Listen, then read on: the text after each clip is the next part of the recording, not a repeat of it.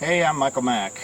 Today we're going to be repairing some rotten wood on the fascia and soffit of this house.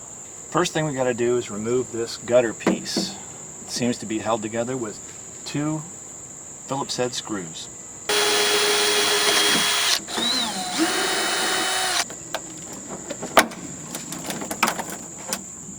Okay, 4 Phillips head screws. If you have a screw that doesn't want to back out, whether it's sheet metal or wood even, use one of these. It's a pry bar. Get it under the head.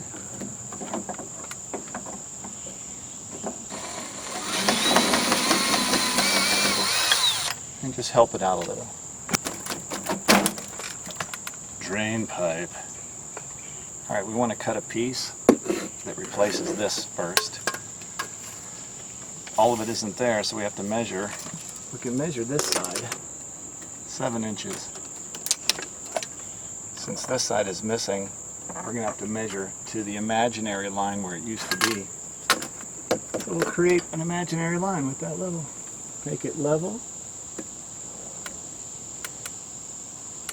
6.5, 10.5 long.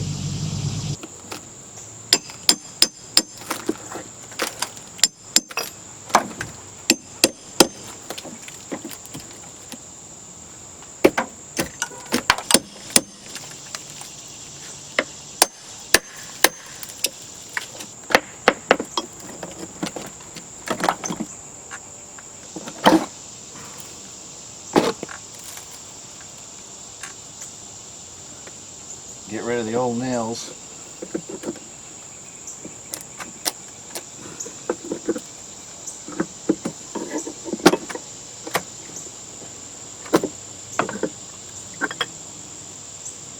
If they won't come out, just hammer them in.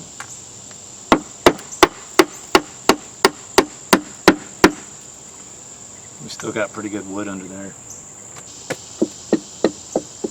If you don't have good wood, you're going to have to replace this. Something you can nail into or screw into. This is pretty solid still. This is the fascia. This is the soffit. How you know? Fascia, like your face. Fascia, soffit. Fascia, soffit. So we only have to replace a small piece of this. So we want to find where the next rafter tail is. That's a rafter tail from the rafters that stick out over the roof. It's rafter, not raptor. Big difference. So we're going to cut this back, peek in there, find our rafter tail. This is a Dremel Velocity. Man, wonderful tool. Cutting wood, cutting metal, kinds of stuff. Safety glasses. Not safety glasses.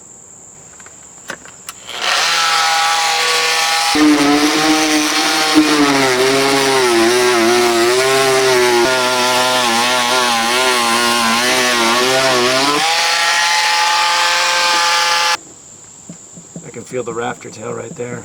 So we want to draw a nice straight line down the middle of that rafter tail.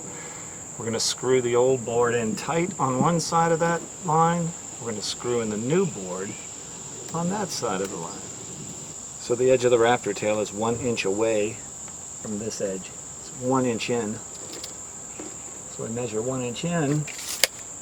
That's the outside edge of our rafter tail. And we know that's 1.5 inches wide. So we go 3/4 from there. It should be dead center. It's 8 inches from the edge of this board. So we'll just put an 8-inch mark down there.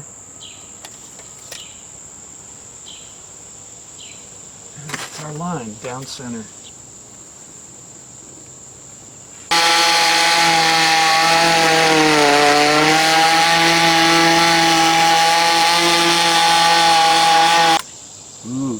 Maybe we're going to find some honey.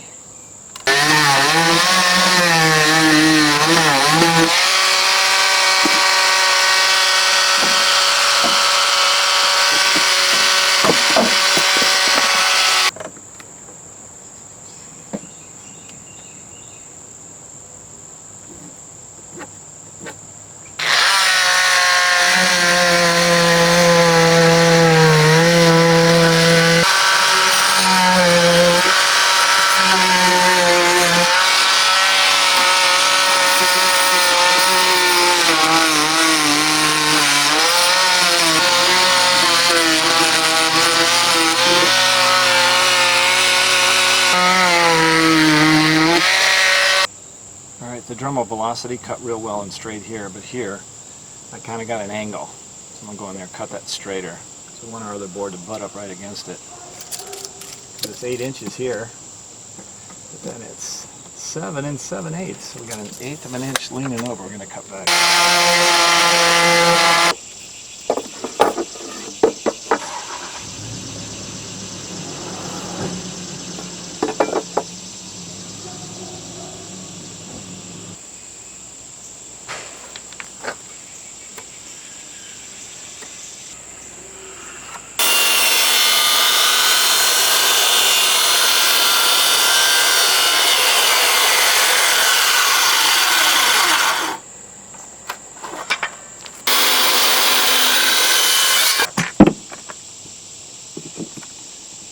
Exterior screws.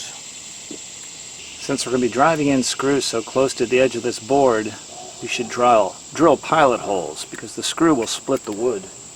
Quick way to pick what drill bit to use.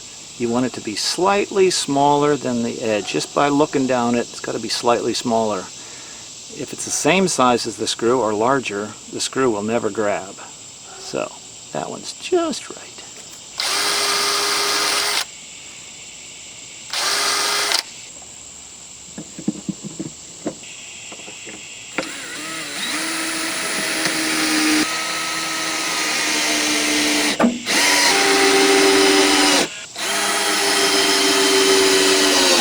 Two of the 2.5 inch screws didn't set. I want to sink them below the level of the board so I can fill it with wood filler and paint, sand and paint. So these got to come out. We're going to replace them with longer ones that'll grab up higher into the better wood. 4-inch screw.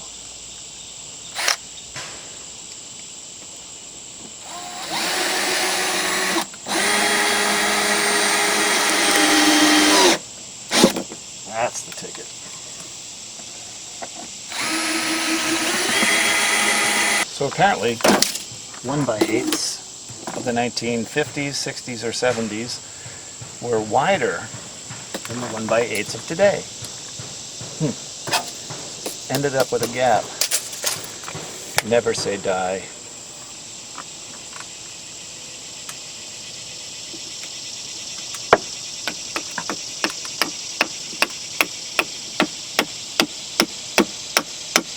I'm also really good at Jenga.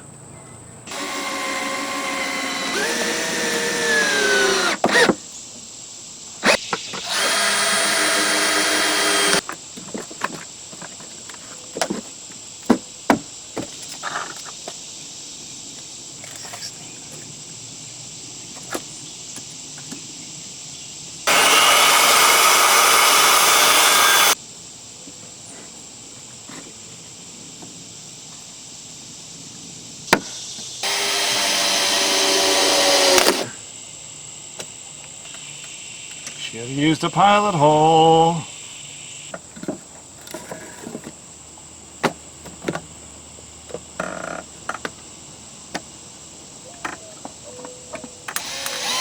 This is great wood filler, DAP, plastic wood, interior, exterior, awesome stuff.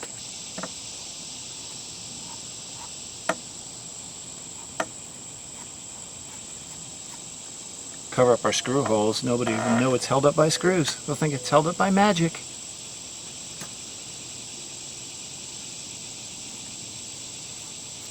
Wood filler and caulk, a carpenter's best friends.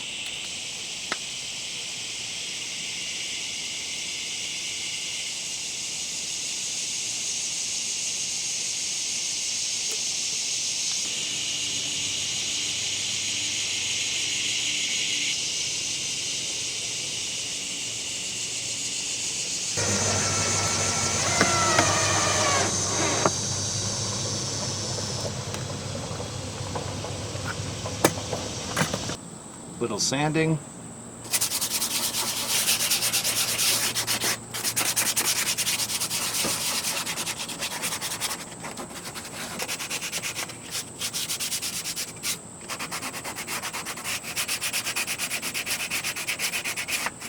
Now a little semi-gloss exterior paint. White.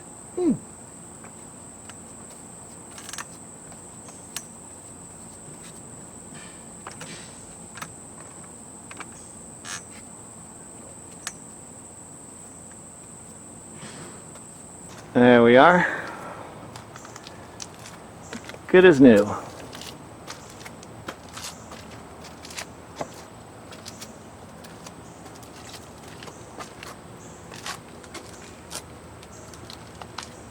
Thanks for watching. Tune in next time, we'll do some more fun stuff. Hit the subscribe button.